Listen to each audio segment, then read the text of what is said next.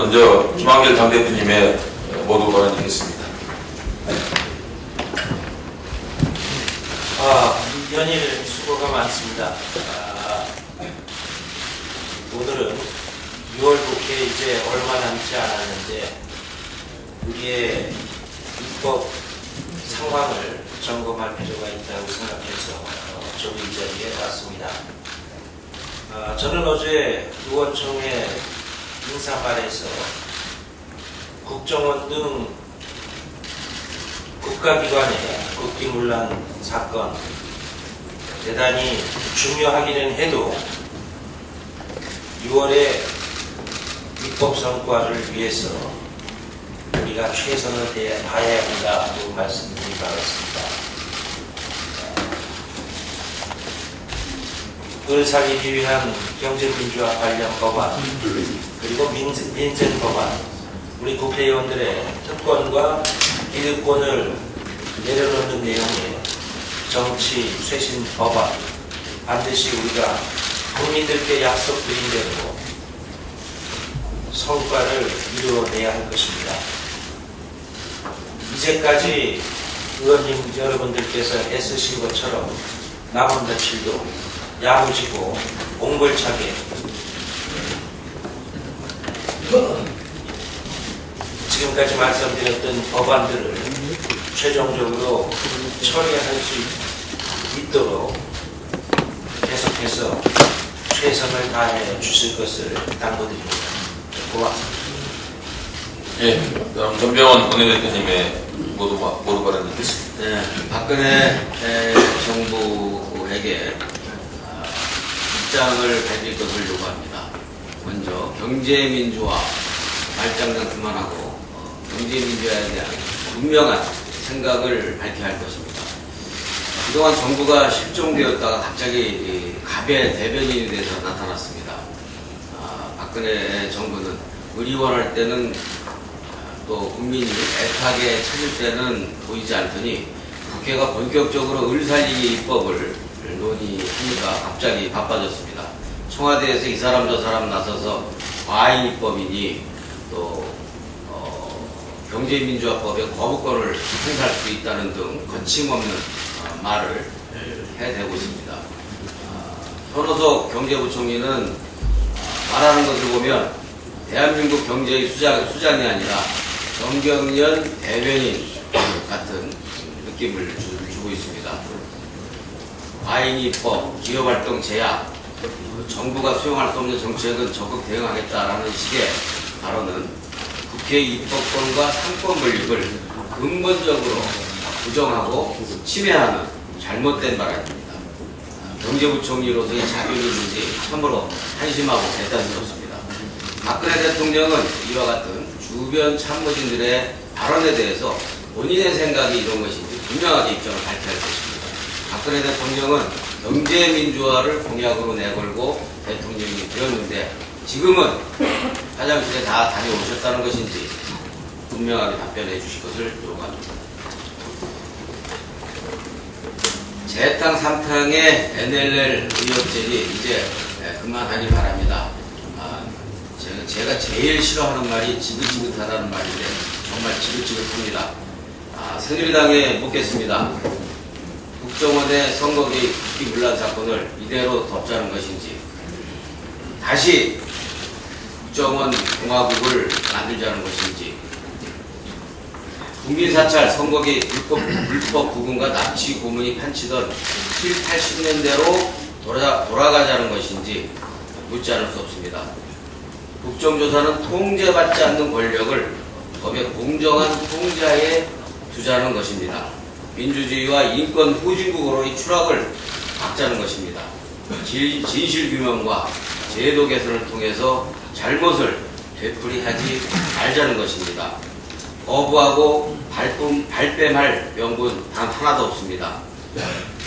모든 국민이 국정원의 국기문란에 대해서 분명하게 밝히고 재발 방지해라 라는 것이 절대다수의 국민 요구라고 판단하고 있습니다. 국민을 이기는 정부는 없습니다. 또한 국민을 이기는 정당도 없을 것입니다. 계속 거부하면 성난 민심이 결코 좌시하지 하지 않을 것이라는 점을 분명하게 경고합니다. 마지막으로 요즘에 유행하는 이야기가 있죠. 자기 자신도 모르는 세 가지. 박근혜 창조경제, 김정은의 생각. 세 번째는 제가 굳이 말하지 않겠습니다. 그런데 세 번째 분명한 게 다시 하나 생겼습니다. 이명박 정권의 대결주의적 대북 정책과 한반도 신뢰 프로세스라는 박근혜 정부의 대북 정책, 도대체 무엇이 다른지 박근혜 대통령께서 직접 한번 설명해 주실 것을 요구합니다. 이상입니다. 예, 다음 정경환 정주기장님의 모두 발언 있겠습니다. 정치의 생명은 상호 믿음과 신뢰라고 생각합니다. 그런데도 불구하고 새누리당은 국민들 앞에서 문서로 약속한 사항까지도 정작 그 약속을 실행해야 할 시점에 와서는 말을 뒤집는 말 뒤집기 정당의 극치를 보여주고 있습니다. 대선 때 그렇게 철석같이 공약했던 경제민주화의 말을 뒤집는가 하면 국민 앞에서 국정조사를 하겠다고 약속한 국정원 대선 계획 문제도 지금 말을 바꾸고 있습니다. 말 바꾸는 사태는 여기에서 그치지 않습니다. 지난 정부조직법 개편 합의사항의 첫 번째 약속이 검찰 개혁이었습니다. 당시 합의면은 이 검찰 개혁을 상반기 중 입법 조치를 완료한다고 명확히 기재가 되어 있습니다. 이러한 약속을 지키기 위해서 우리 민주당은 각종 검찰 개혁 관련 법안을 제출해서 이 약속을 지키기 위해서 노력을 하고 있습니다. 어제 법사위에서 관련 법안을 심의하면서 새누리당은 일관되게 검찰 개혁법 개정에 어렵다는 반대 입장을 지속적으로 주장을 하고 있습니다. 이렇게 말을 바꿔도 되는 것입니까? 또 말을 바꾸는 것이 있습니다. 사상 초유의 대규모 세입 부족으로 인해서 추경 예산을 처리하면서 새누리당이 약속했던 것이 있습니다. 대기업의 최저한 세율을 인상하겠다는 것이었습니다. 그런데 이 약속에 대해서도 기업들이 해외로 빠져나갈 가능성이 있다는 궁색한 이유를 들면서 반대하고 있습니다.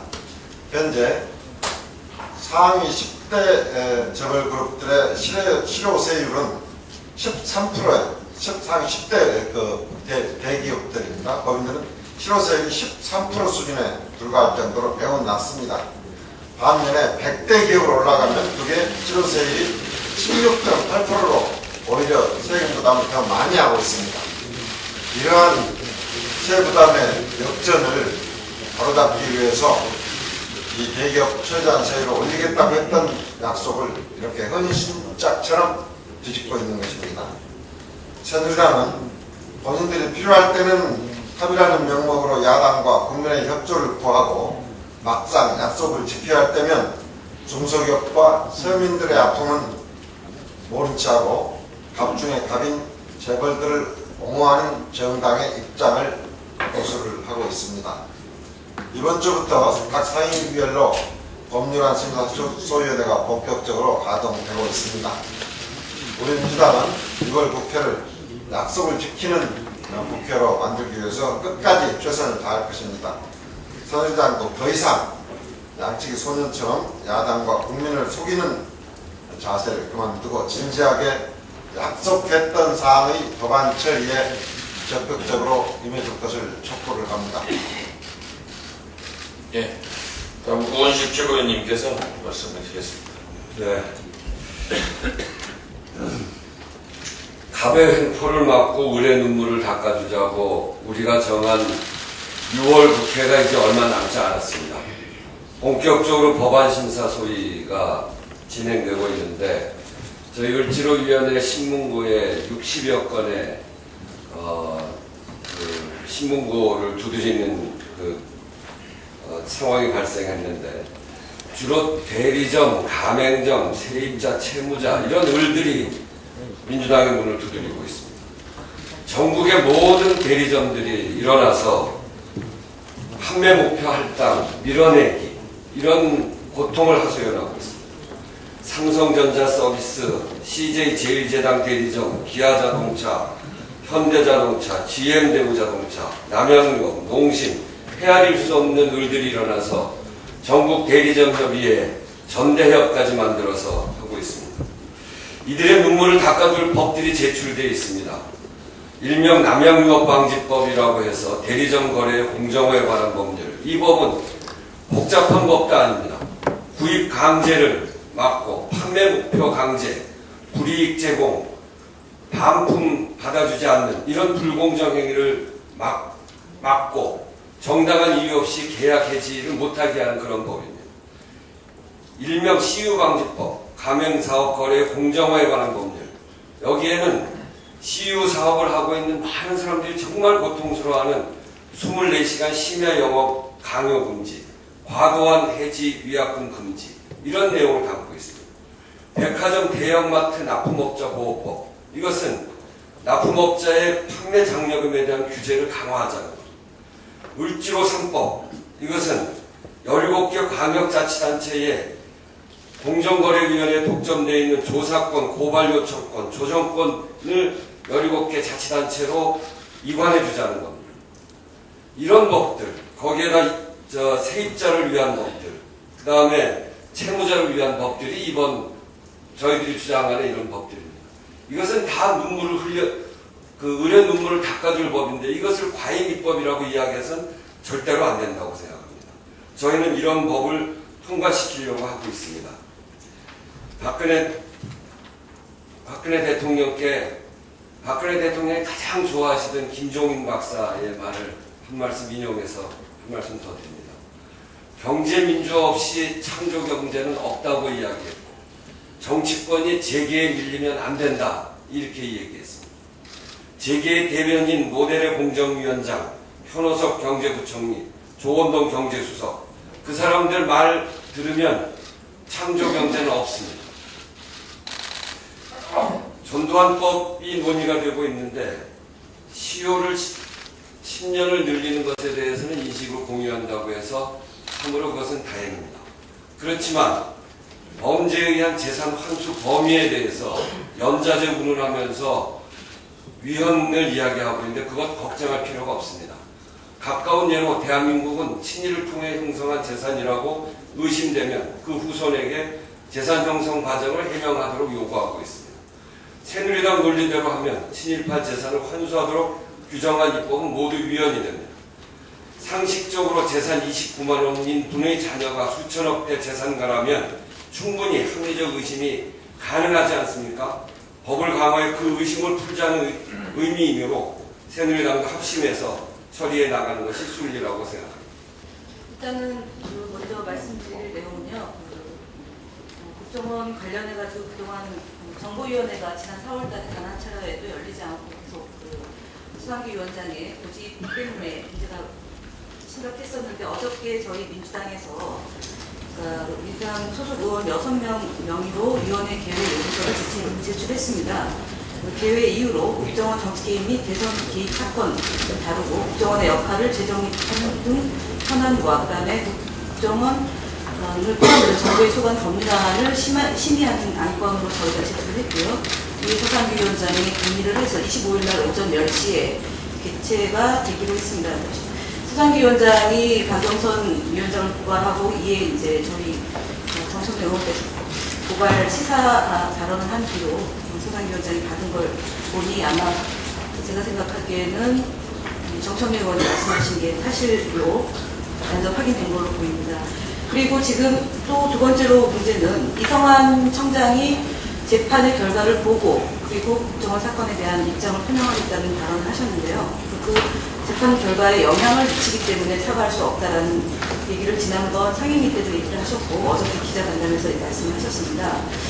그런데 이 이성환 청장은 현재 저희가 국정원 불법 대선 개입 사건 커넥션을 보더라도 국정원 사건에 연루된 경찰이 김영판 서울청장을 비롯해서 서울청 수사부장, 수사과장, 그 다음에 수사 2계장, 그리고 사이버 수사대장, 서울청 사이버 수사대 기획실장, 사이버 수사대 증거분석팀장 이렇게 그 관련이 됐고 특히 그 수석경찰서장이 직접적으로 연관되어 있는 사건입니다. 이런 사건에 대해서 아직까지 서울 경찰청장이 아무런 입장을 밝히지 않겠다는 것은 경찰이 잘못한 일이 없다라는 것을 간접적으로 다시 주장하는 거라고 보여지고요. 오늘 그 안에 있는 전체회의 때 이 문제를 다시 한번 제기를 하고 현안 보고가 안 잡히는 고 있지만 결국은 열릴 거라고 보고 이 부분에 대해서 이상한 청장의 책임을 지겠다는 말씀드리고요. 여기서 그동안 김용판 청장이 2번에 걸쳐서 출판 기념을 했는데 그 책 제목이 우리가 모른다고 없는 것은 아니다라는 그 책 제목을 상기를 해보면 결국은 이성환 청장이 청장 재직 시절에 있었던 그런 증거인멸 사건에 대해서 책임지고 물러나야 되는 거 아니냐라는 점을 다시 한번 말씀을 드립니다. 그리고 세 번째로는 박원동 국장이 김용판 전 서울청장하고 통화한 내용을 어저께 이제 또 다시 밝혔는데요. 아마 저는 제가 볼 때는 김용판 청장이 책 제목에서 말씀하셨던 우리가 모른다고 없는 것은 아니다라는 이 내용이 사실로서 차곡차곡 드러날 거라고 보고 이것은 결국 김용판 서울청장이 혼자 책임지지 않겠다라는 간접적인 또 압박으로 보여지기 때문에 박원동 국장뿐만 아니라 저희가 제기했던 몸통과 그다음에 교구가 조만간에 드러나지 않을까라고 보여집니다. 실제로 지금 이런 국정원 불법 대상주의 사건에서 저희가 지속적으로 얘기했지만 국기문란 헌정질서 파괴, 국정원과 경찰과도 그리고 청와대와 새누리당과 연관되어 있는 이 부분에 대해서 다시는 이런 일이 재발되지 않도록 민주당이 적극적으로 이 문제에 대해서 다뤄 나갈 것이다라는 점도 마지막으로 말씀드립니다. 네, 예, 마지막으로 우리 박민식 의원님께서 전두환 법 관련해서 박민수 아주사입니다. 박민수. 예, 다름이 아니고 내일 오전 10시에 국회 운영위가 열립니다. 운영위 내일 업무보고 대상이 대통령 비서실, 국가안보실, 대통령 경호실인데 지금 국정원 사건 등 여러 현안이 관련되어 있는 민정수석 그리고 인사지원팀장, 경호실장, 경호본부장이 구체적인 사유에 적시 없이 일상적인 업무 수행을 이유로 불수적 사유서를 제출했습니다. 납득하기 어렵습니다. 가능하면 내일 업무보고할 때 참석하셔서 업무보고에 참여하기를 바랍니다. 국정원 국기문란 사건에 이어 이 정권의 총체적 국기문란 사건의 당시 여기까지인지 잘 모르겠습니다. 국정원 대선 개입에 이어 이명박 정부의 통계 조작 행위는 명백한 또 다른 국기문란 행위입니다. 언론보도에 따르면 중요한 통계 결과를 발표하기 앞서서 통계청장이 청와대 20여 차례나 들려가면서 통계 마사지를 당해왔다는 정황들이 드러나고 있습니다. 정부가 정권 유지를 위해 통계까지 조작하고 또 발표 시점까지 바꿨다는 것은 말 그대로 대국민 사기극이자 엄연한 범죄입니다. 민주당은 제가 속한 우리 기획재정위원회에서 이 문제를 철저하게 따져놓기로 계획해갖고 24일 날 통계청에 대한 긴급 현안 보고를 받기로 예정했습니다. 국정원, 통계청 또 나아가 다른 기관들까지도 총동원했을 것이라는 의구심을 지울 수 없습니다. 당시 청와대 경제수석실과 통계청 등 관련자들에 대한 철저한 조사로 책임자들을 가려내고 그 죄를 엄중하게 물어야 할 것입니다. 이상입니다. 예, 서영 위원님 말씀하시죠. 네, 법사위원 서영교입니다. 그리고 오늘은 사개특위 간사로 이 자리에 좀 참석했는데요. 저희가 오늘 법사위 전체 회의가 있어서 타위법과 고위법 통과를 앞두고 있습니다. 그 중에 오늘 법무부 장관이 참석하게 되기 때문에 여러 가지 현안 질의를 통해서 그동안 다시 불거졌던 문제점에 대해서 강력하게 질의할 예정입니다. 어제 법사위 1소위가 있었습니다. 전두환 등 전직 대통령과 국무위원회 비리와 관련해서 재산을 몰수하고 추징하는 법안을 저희가 많이 내놨고 이것은 국민적 여망입니다. 그럼에도 불구하고 새누리당 법사위원들은 이것에 동의하지 않고 발목 잡기를 하고 있다. 그래서 제대로 법안이 통과되지 못하고 있다라고 하는 것을 다시 한번 이 자리에서 밝혀두는 바입니다. 두 번째는 검찰개혁 법안이 올라와 있습니다. 상설특검, 그 다음에 감찰관제. 이 부분은 박근혜 대통령 후보 시절 확실하게 공약했던 내용입니다. 박근혜 대통령은 상설특검과 관련해서 기구특검이라고 하는 표현을 확실히 함에도 불구하고 새누리당이 뒤로 후퇴한 채로 이 검찰개혁 법안도 또한 발목 잡고 있다. 그것을 제1소위가, 법안 소위가 발목 잡고 있다는 걸 다시 한번 말씀드립니다. 저희가 법사위 질의 과정 속에서 말씀드렸지만 오늘은 이것을 다시 한번 말씀드리겠습니다. 공소장, 검찰의 검사 결과 발표문 뒷장에 첨부된 내용을 보면 댓글을 분석하는 분석팀들의 CCTV 녹음 내용이 나옵니다. 댓글 분석팀들의 CCTV 녹음 내용에는 이렇게 되어 있습니다.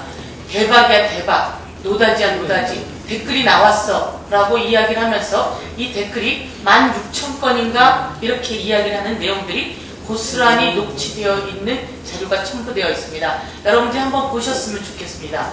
그런데 이 댓글이 고스란히 나간다면 국정원은 끝이지? 그러면 안 돼. 그럼 이것을 덮어야지 라고 하는 내용이 나와 있습니다. 그리고 김용판 경찰청장의 공소장에는 이 댓글을 어떻게 축소하고 삭제해서 발표하지 말라라고 하는 내용의 지시문까지 나와 있습니다. 이제는 이렇게 막바지에 이르게 되니까 이제 자기는 김기용 전 경찰청장으로부터 지시를 받았다라고 하면서 자기 빠져나갈 구멍을 다른 사람에게 파는 모습을 보고 문제라고 지적하지 않을 수 없습니다. 김진태 의원도 국정원 사건이 새누리당에 그리고 박근혜 후보에 영향을 미칠까 두려워서인지 자신이 부장검사 시절 초임검사로 있던 검사가 이 공소장을 썼고 이 검사는 종북검사라는 식으로 자신의 제자 검사를 팔면서까지 그 국정원 감싸기와 김용판 전 서울경찰청장 감싸기를 하는 데 대해서 저희가 오늘 강력하게 문제제기를 합니다. 참여연대가 이건 유예되었던 사람들 명령에 복종해서 사고를 일으켰던 마저 그런 사람들, 국정 관계자들, 입건 유예자들 오늘 고발한다고 합니다. 다시 한번 지켜봐야 할 것 같습니다. 저는 사법개혁특위 간사로서 오늘 공직자윤리법을 청원하는 날입니다. 이것에 대해서 여러분께 보고드립니다. 이상입니다.